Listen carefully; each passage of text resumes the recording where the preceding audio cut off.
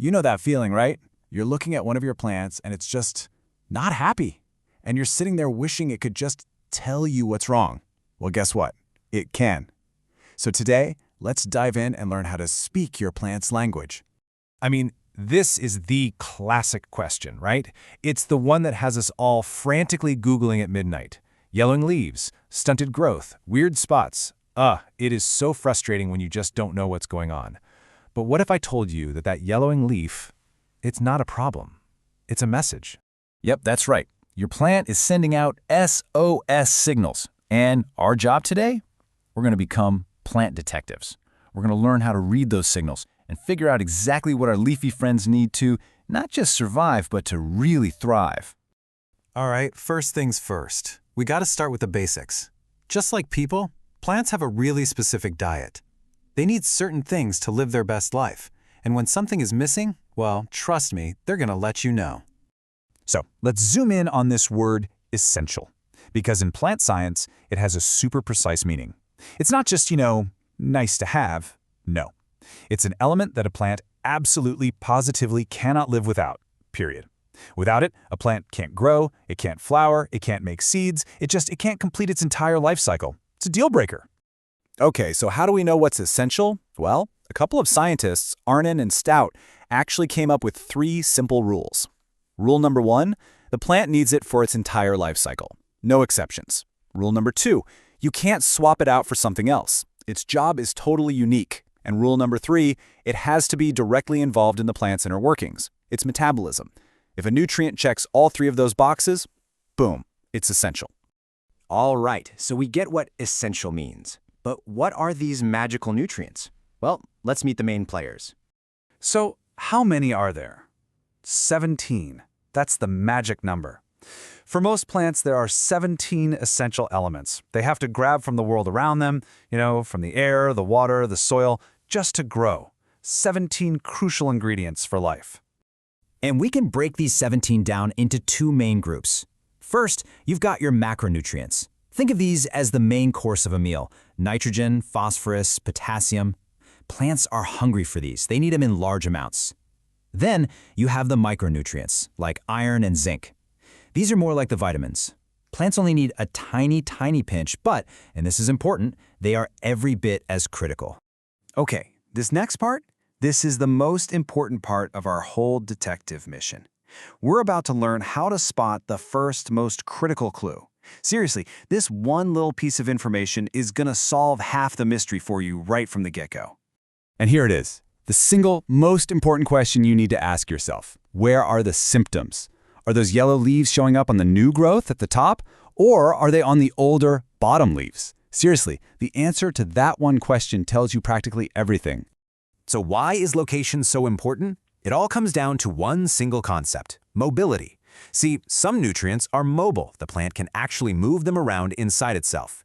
But other nutrients are immobile. Once they're put in place, they're locked there for good. And that difference, well, that's the master key to cracking the case. Let's talk about the mobile nutrients first. When a plant starts running low on one of these, it gets clever. It basically says, okay, I need this for my new growth. So it pulls that nutrient out of the old, less important leaves and shuttles it up to the top where all the action is. The result? The old leaves at the bottom are the first ones to show the signs of trouble, like turning yellow. But with the immobile nutrients, the plant can't do that. It's not an option. Once an element like calcium or iron is built into a leaf, it is stuck there for life. So when the plant is trying to push out new growth and it can't find enough of that nutrient in the soil, well, what suffers? The brand new leaves and buds at the very top of the plant. They're the ones that pay the price. Okay, so now that we're armed with our secret weapon, the concept of mobility, let's open up a few case files and look at the most wanted, most common deficiencies you're going to run into. First up on our list, nitrogen. That's the N in NPK. Those 3 big numbers you see on every bag of fertilizer. This one is a major player, a primary macronutrient. It's the one responsible for all that beautiful, lush green, leafy growth. In fact, it's a building block of chlorophyll itself. And because nitrogen is mobile, we get that classic textbook symptom. The plant sacrifices its old bottom leaves, pulling their nitrogen out to feed the new growth up top. So you see this general yellowing that starts at the base of the plant and just kind of creeps its way up. Bottom line, you see yellowing starting at the bottom. Your first suspect should be nitrogen. Okay, now let's flip the script and look at an immobile one, calcium. Calcium is all about structure. Think of it like the mortar that holds the bricks of a wall together. It's what gives plant cells their strength, and it's especially critical in those brand new, rapidly growing parts of the plant. And because it's immobile, if the plant can't get enough calcium, that new growth just can't form right. You'll see weird, twisted, stunted leaves right at the growing tips, and the absolute classic example, blossom end rot on tomatoes. You know that gross, black, sunken spot on the bottom? That is a textbook calcium deficiency, happening right where that new fruit is trying to grow. All right, one last case file for today, potassium, the K in NPK. This one is mobile, and it's kind of like the plant's all-around health manager. It helps regulate water, it kicks enzymes into gear, and it really helps the plant fight off diseases. Super important stuff. And its mobility gives us a super specific clue to look for. Yep, the deficiency shows up on the older leaves first, just like nitrogen. But it's not a general yellowing. Instead, you get this really distinct pattern. The edges of the leaves turn yellow, then brown, and they look almost like they've been scorched by a flame right along the outer margins. So look, this is way bigger than just keeping our houseplants looking good. Understanding these 17 essential nutrients, it's absolutely fundamental to, well, our entire global food supply. Just take a look at this. It shows this incredibly direct link between one element and one specific crop.